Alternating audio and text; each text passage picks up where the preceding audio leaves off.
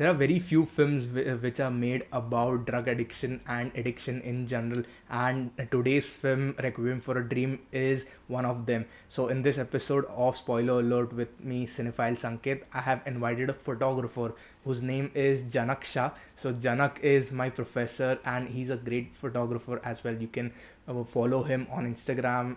On I've attached the link in the description to do follow him. And in this episode, Janak and I will be discussing this great film and why this film Requiem for a Dream has impacted him so much. So do check it out, this film, and watch this spoiler filled discussion of the film here. Hi Janak, welcome to Spoiler Alert with me, Cinephile Sanket. So in this episode, we are discussing your favorite film, the film you encouraged me to watch, which is called Requiem for a Dream, which is written and directed by Darren Aronofsky, which stars Ellen Burns, Jared Leto, and Jennifer Connelly.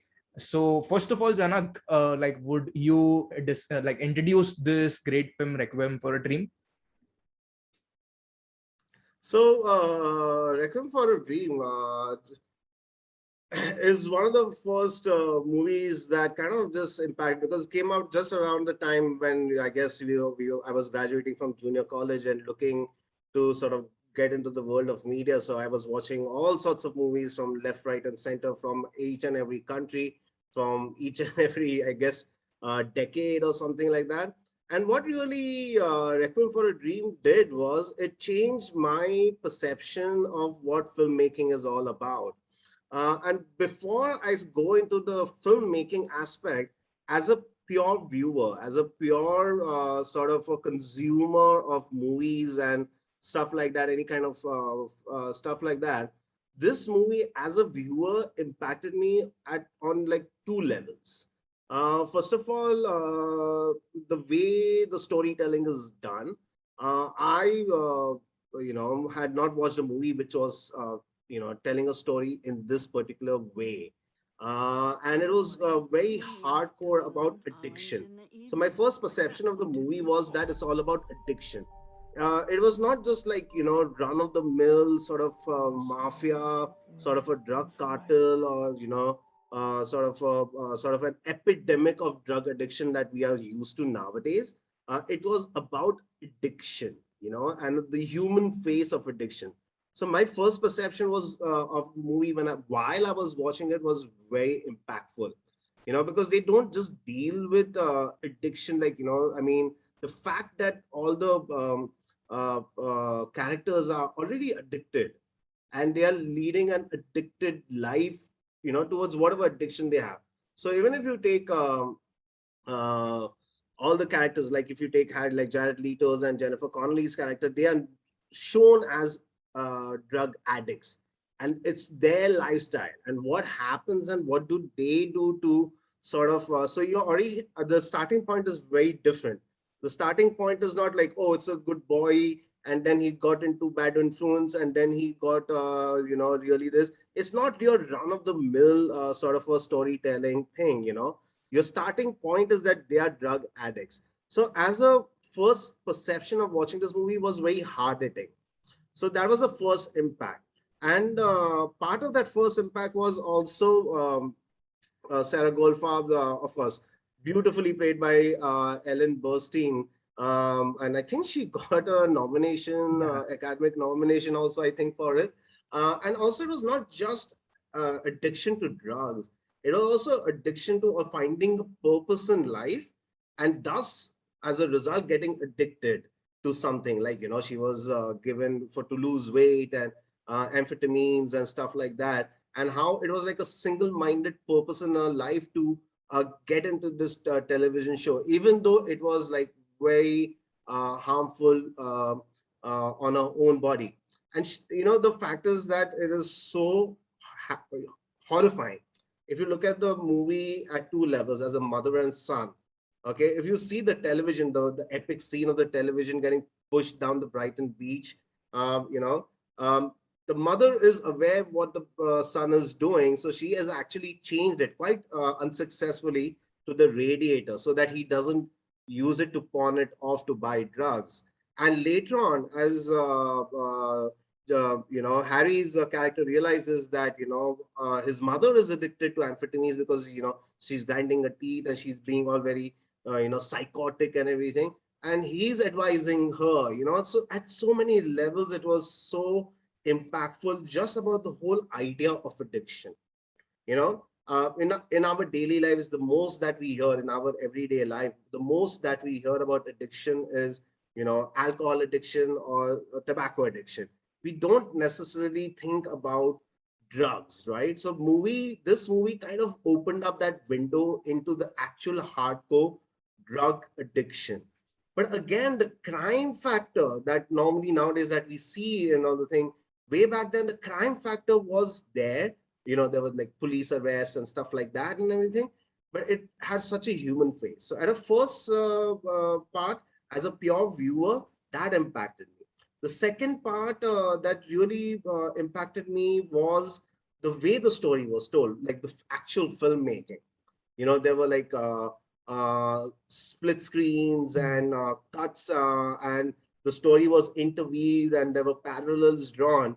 I so when I first watched this movie, I was like, consuming pretty much commercial movies from Hollywood and Bollywood, right from all the Armageddon types, the coming in the late 90s and everything, growing up and all of that. So I was not aware of this movie making style, having split screen, interweaving stories, having parallel lines and everything, parallel stories being drawn and sort of coming together, and having that sort of a culmination, a sort of a blasting point, like I would like to say. So the storytelling style was really different. And what really impacted the storyline, especially the way it was cut, okay, was also the music. The music is epic, okay, epic proportions. I think it's called Lux Eterna, which is a very popular soundtrack. A lot of people don't even know it's from this movie because it was just like I guess in the beginning of that EDM sort of very nascent stages of EDM. There's the electronic music sort of thematic and epicness and sort of rising up as you go along, and it almost sounds dystopian. So you have a very gut wrenching, heartbreaking story of all the characters, and then you have that wonderful, almost dystopian music coming together, and the storytelling of the actual every time someone sniffs or someone shoots the drug, you can see the split screen of just the dilation, the blood vessels blowing up or something like that, and it was so graphic, but not in a negative way. Graphic as to push the story forward. So for me as a viewer, it was a mind-blowing experience. um, and yeah, it was pretty cool back then. And later on, as a guy who's looking to become a photographer way back then, and who's looking to break into the world of media and stuff like that, it kind of inspired me. The compositions, the color, the visual storytelling style and everything. It kind of just it showed me what close-ups can do. When there's a close-up of a pupil dilating and everything, it tells me a story, right? And even when they go into that extreme close-up with almost like a fisheye sort of a distorted point of view, especially I think I still remember, even after 20 years, I still remember the shot of the refrigerator sort of trying to take a, you're trying to, it's so graphic in my head. It's more difficult to put it into words. They also But used Snorty Cam, right? In many scenes. what cam? A Snorty Cam, I think, where like the camera was kind of attached to the actors, and like they were the like whenever the actors were moving, the camera was also moving, like because the camera was attached to Oh the yeah, I mean like but I don't think Darren Aronofsky is the one who I think started with that. I think the biggest example of that was Train Spotting. But I think they used extreme close-ups, and I don't know what a Snorty cam is. I think you might be talking about I think they're called steady cams, the one that's attached to the body. But anyway, that's not. I guess the technical part of it, how everything was shot, is not so important to me right now as probably it was back then. Somewhere probably in my deep back in history sort of notes, historical notes of my inspiration, I might have written down the technical aspects as well. But what stays with me from that movie is the character, the dystopian music. In fact, I used the music for one of my projects that I was doing in my master's.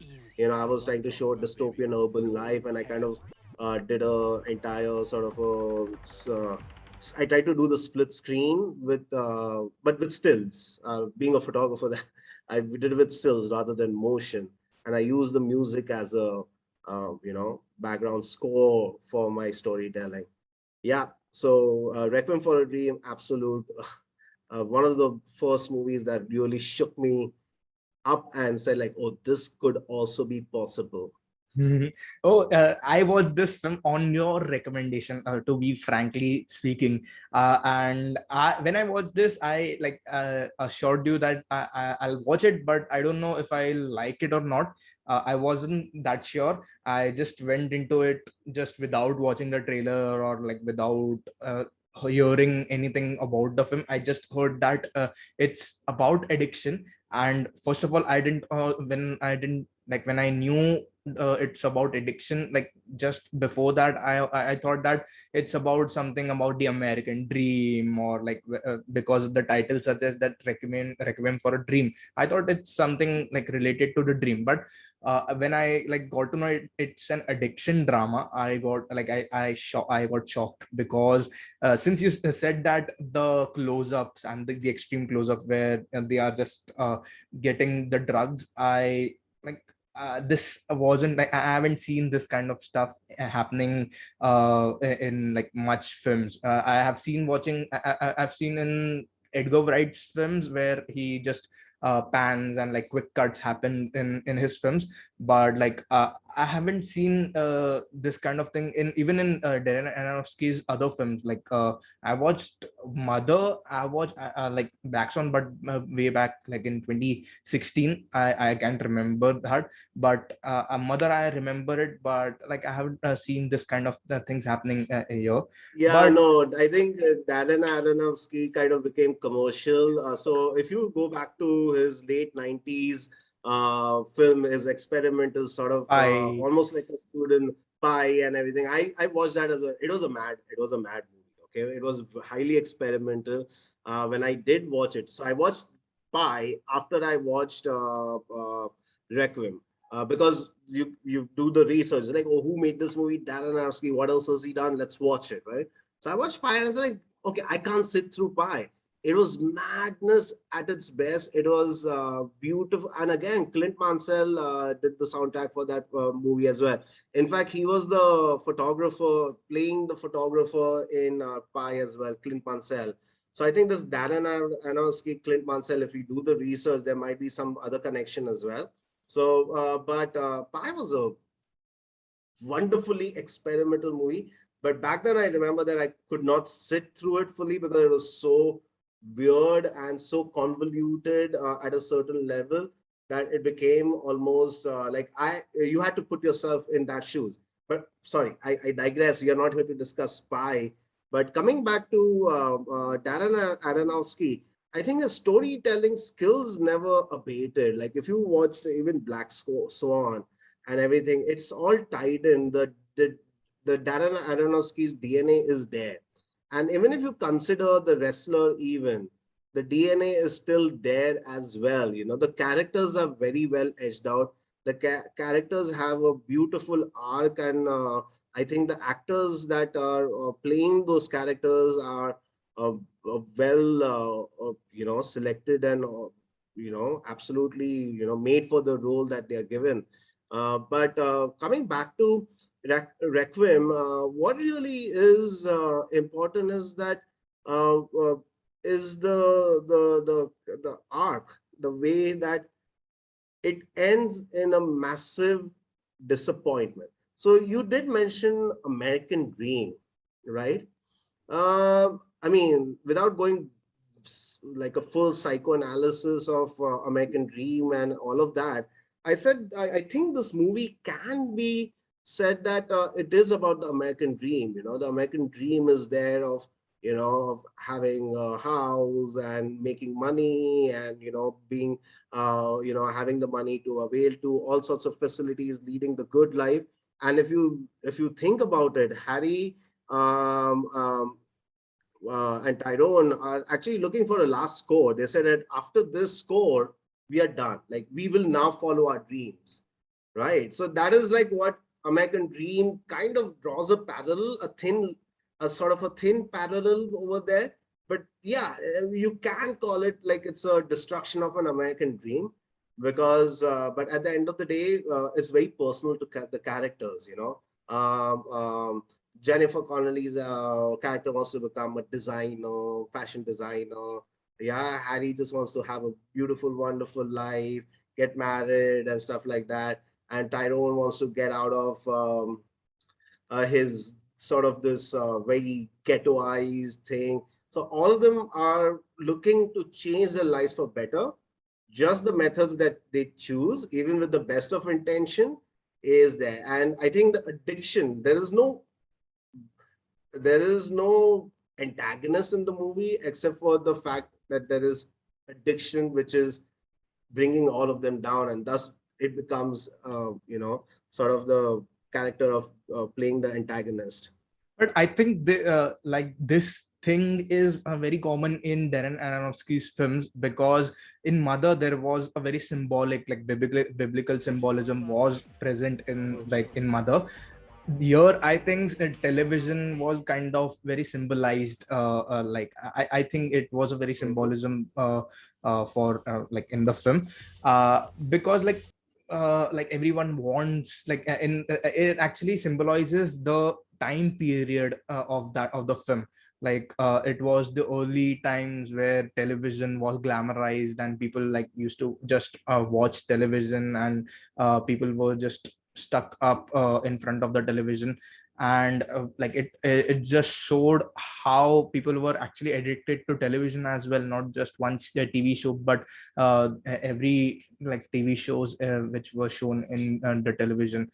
So that actually like created a very great impact, not just about the addiction of drugs, but Ellen Burns' addiction of the TV show, the game show she's watching, and like the obsession of getting into that television leads to just her like Mhm. doing like everything she can to just like get into pull off the weight, like she like losing the weight and getting into that TV show.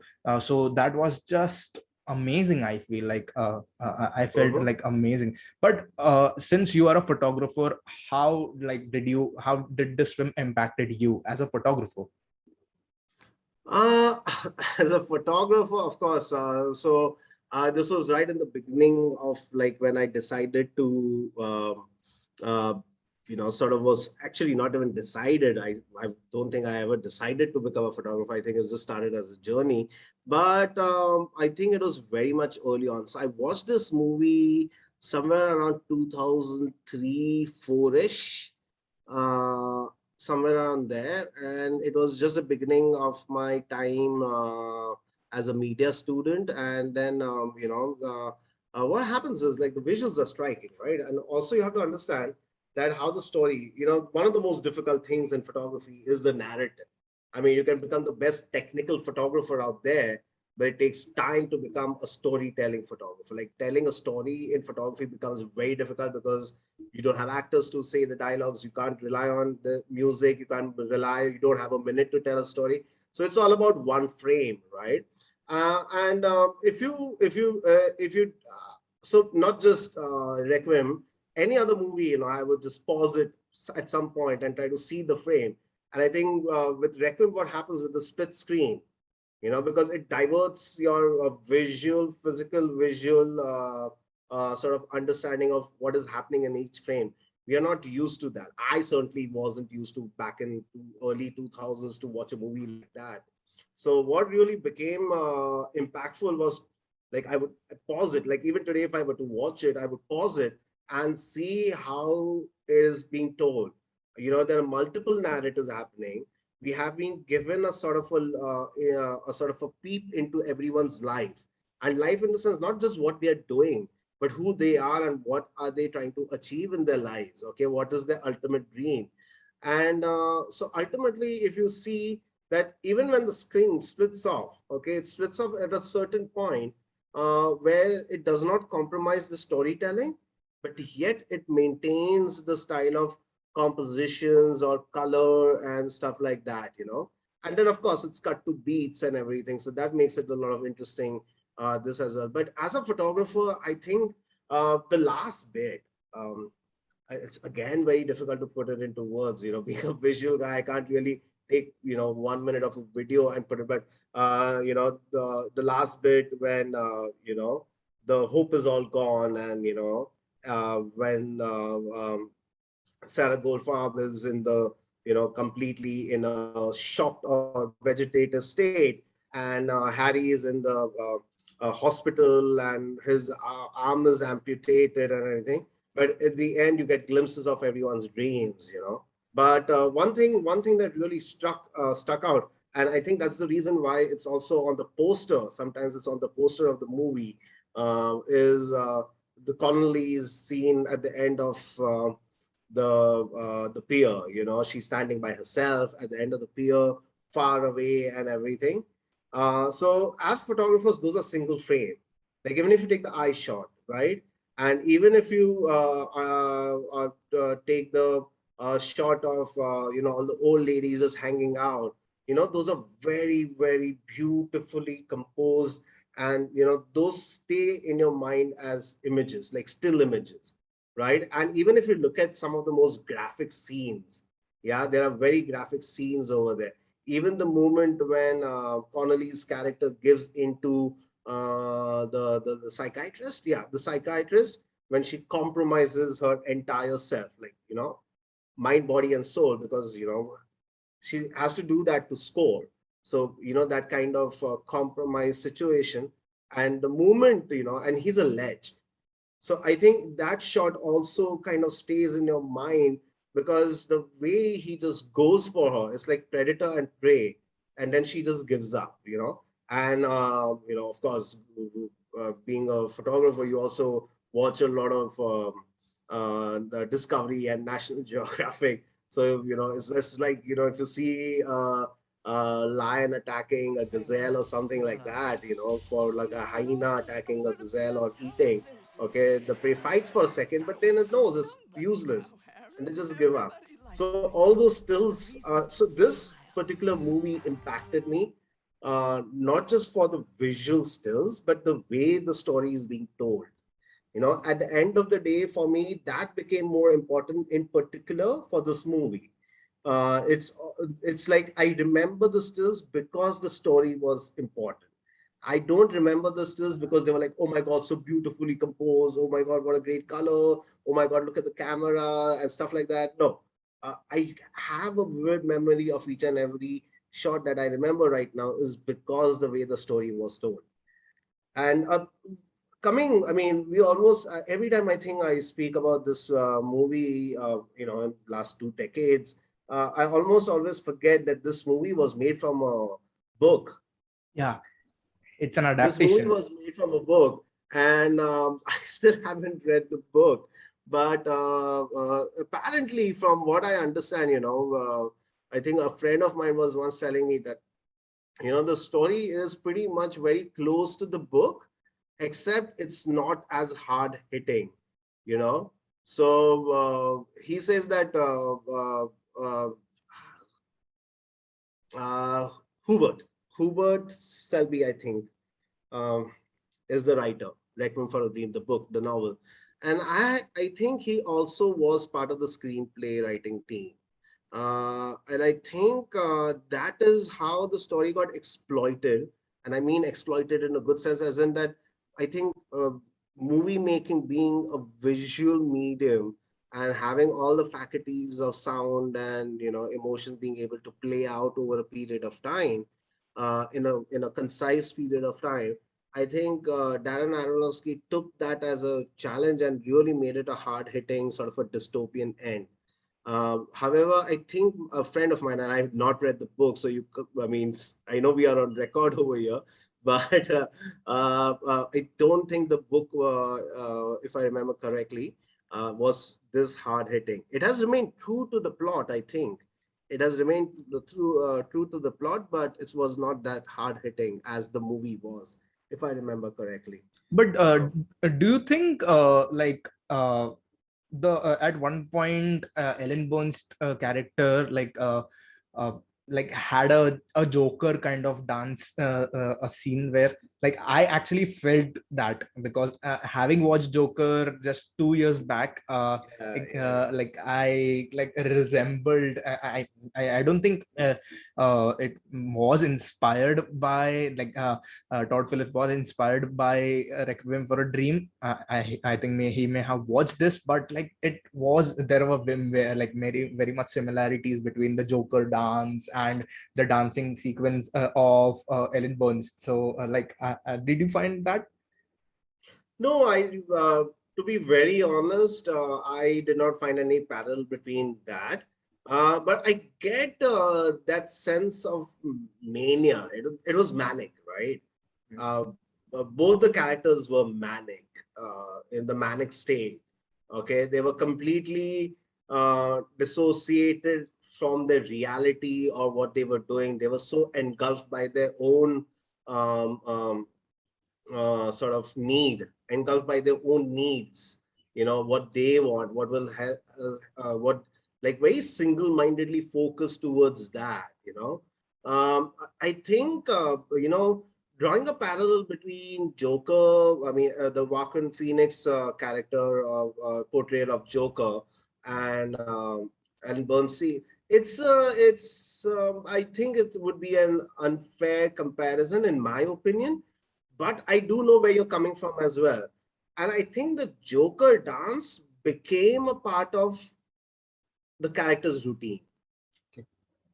I think because the way he comes down the steps, the way he does it in the bathroom, in the Hmm. restroom scene, so it became a sort of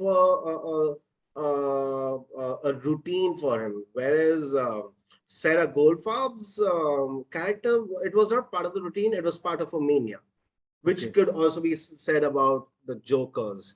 But but I do know where you're coming from, and it's a very interesting comparison. It's a very interesting panel. You said that, and I think is the right time for me to watch the Joker again, uh, and then probably split screen it between Joker and Ellen Bernstein's character. Have two screens there and pause this one and look at this one. It would make it a very interesting um, this. Interesting thing. Yeah, exactly. Yeah, it would be an interesting comparison. But that's a great observation, man. Yeah, but finally, you said just minutes before that the visuals actually for you put forward actually the narrative Mhm. I think you said correctly that it pushed the narrative, the visuals, right? So Mhm. what do you think other films did that for you? Yeah, so like for example, for me, it was there's just so many movies, man. There's one French movie, it was of course one of the most commercial sort of well-known French movie that got a worldwide reception, a very good, great worldwide reception was Amélie, right? And it's again the storytelling is so smooth. Again, the storytelling is so seamless, and it draws you into the character more. And that's the fun. That's the difference between photography and filmmaking, right? If I want to tell a story like that, if I have to do that in one frame, okay, then I have to make sure that I have the viewer's attention on that one frame for at least 40 seconds, if not more. All right, because what happens is that a video for a movie for 2 hours long or 90 minutes long, you can lose attention, you can come back to it again. You can lose attention, you can come back to it again.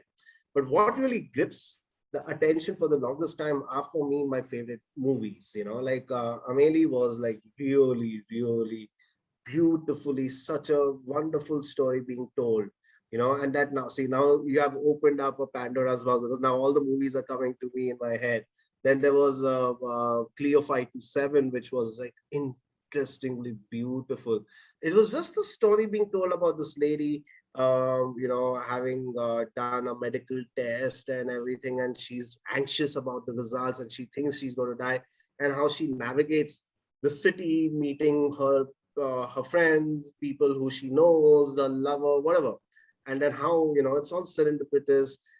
Meets this sort of a soldier, and then there's this tension, and then movie cuts over there, and things like that. And those kind of movies impact my storytelling methods more than anything else. So, for example, if you look at from a conception, the sort of the recent ones, okay.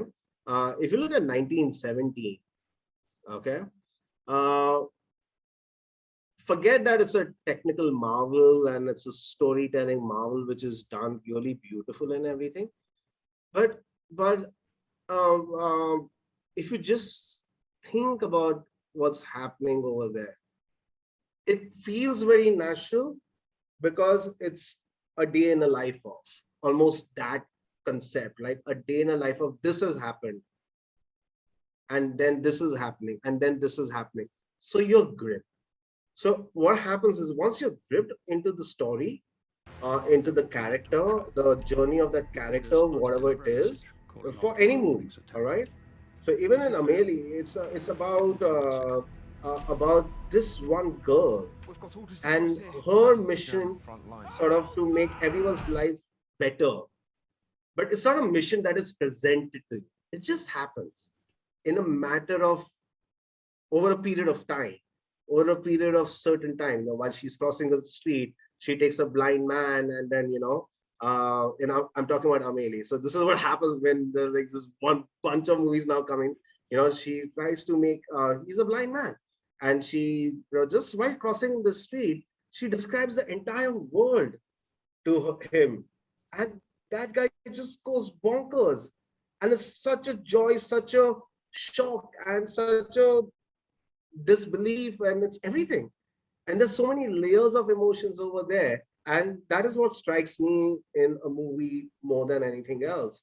So even if you see 1917, it's about this sort of a mission over here is given to you, in the sense it is told to you what is should happen in order for A to be the outcome, or B to become the outcome, in a very commercial Hollywood way, right? It's already told to you. But then once you get gripped onto the soldier's story, as to the how he navigates to the war field, how he meets people of certain importance, how those people impact his life, and how he impacts other people's lives and stuff like that. And similarly, in the recent times, and I don't think we are. Yeah. Of course, I'm killing the hope over here, but I don't think we're going to see another great movie from Nolan anytime soon, because I think uh, after Dunkirk, I don't know what happened, but yeah, Dunkirk is one of those movies as well, isn't it? Like Mhm. even if you compare Inception, okay, great movie, right? Inception, everyone's like great movie, and it is a great movie for all sorts of reasons. It's a great movie, but I prefer stories like Dunkirk, because it's engaging, it's actual suspense building, it's an actual thriller for me, rather than Inception, right? Inception is like you're going through the motions, because it's like it's explaining to you, it's trying to get you convoluted into the story. It's like story within a story, a dream within a dream, and this needs to happen, and then there is the main protagonist on whose basis everything is uh, the entire movie is made, right? But whereas if you see Dunkirk for me is not just about, it's about a soldier trying to get off this dangerous area, but it's not just one soldier, it's hundreds of thousands, Mhm. who's the protagonist of it? Is the protagonist is the sea commander, the admiral who's staying till the last minute? Are is the protagonist are those hundreds and thousands of soldiers? Are the protagonists the civilians who have crossing the channel to rescue their soldiers? Their infantryman, and like that's patriotism coming, and like it's epitome, right? And is the protagonist the fighter pilots, right? Mm. So it's like all the stories are coming together and weaving and telling you one single thing, right? And I think that is why when you asked me, hey, Janak, let's do a podcast and choose a movie, and it was bloody difficult because like, and then of course Requiem came up, and the best part is we had not watched it, so I was like, yeah, okay, let's make a deal. You watch it and I talk about it. So yeah, Sure, yeah, but man. thank you so much, Janak, for coming to my podcast. It's a real pleasure having a photographer for the first time to come to my podcast and like let's just talk about like you also mentioned a few other films as well. We'll also talk in future we'll also talk about Dunkirk and like other films as well. I'm like happy to have you on like. No, no, I look. For me, I mean, nothing is more fun for me than talk about visuals and stuff like that. I can talk about it anytime, and I think for me it was just as much a privilege and an honor to be here and talk about a shared belief in the movies that are great, and the idea of storytelling. So thank you for the opportunity, man. I really hope, and I think you're doing really great. And I will, of course, continue seeing what you do and everything. And it's really interesting to see what other people, because movies is such a rich medium, and you are like a sutradhar. You are like the storyteller of movies. You're bringing all sorts of movies from every corner of the world and talking about it and everything. Yeah, and in fact, I think even from our Indian cinema, the next movie probably I think you should try and watch. I don't know if you have already watched it. Is Shatranj Ke Khiladi, No, I Satyajit Ray. have to watch it. Like I'll thanks to you, I'll like put in on my watch list as well. Like Yeah, Satyajit watch it. Ray's. It's a lot of fun as well. Like it's not like the most sort of artsy movie, but it's really cool. It's really Sure, awesome. sure. But anyway, man, thank you so much. It was sheer joy just spending this afternoon with you. Yeah, Thank you so much. Yeah, and thank you so yeah. much, and goodbye. Goodbye, man. Have a good one. See ya. Yeah.